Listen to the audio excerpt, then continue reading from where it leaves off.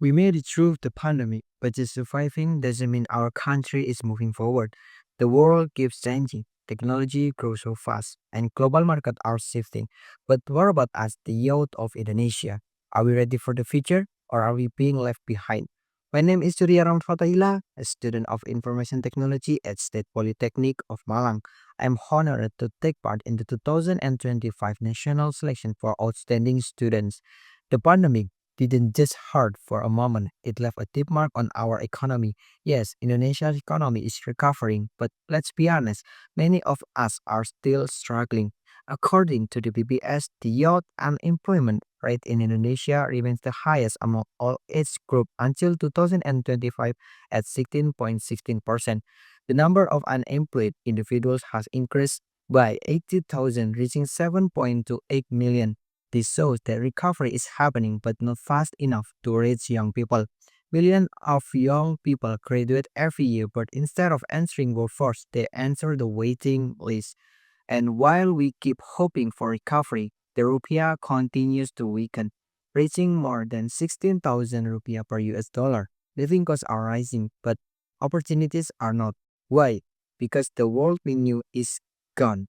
We have entered the era of digital disruption and we are not yet ready. Automation, artificial intelligence, blockchain, and digital finance, these are no longer buzzwords, they are reality. They are the new economy. But unfortunately, too many of us are still being trained for the old one. According to the World Economic Forum, 44% of workers' core skill will change within the next 5 years. Yet so many of us are still being prepared for jobs that may no longer exist tomorrow.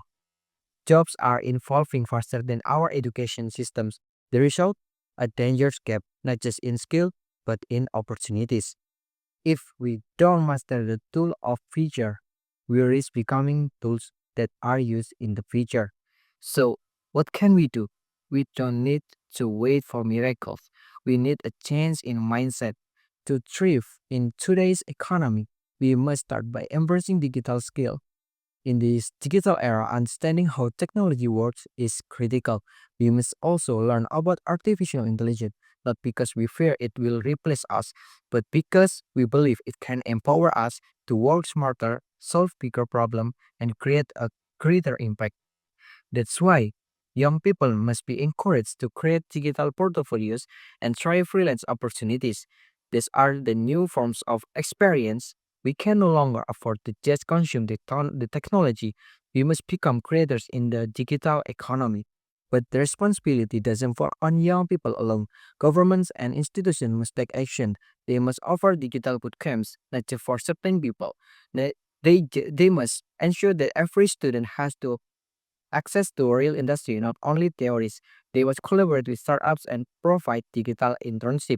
Because in this generation, design work means digital first work, and adapting is no longer optional. It is essential.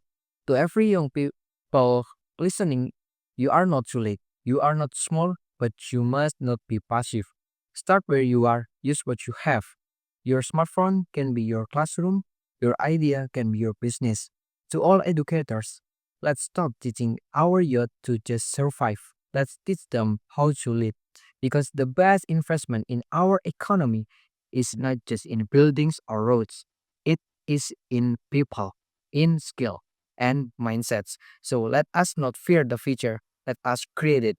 Because in this economy, you are not just looking for work, but you are building the future of work.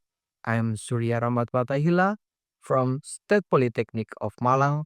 I believe that the future is not something we wait for, but it's something we build. So, starting right now. Thank you very much.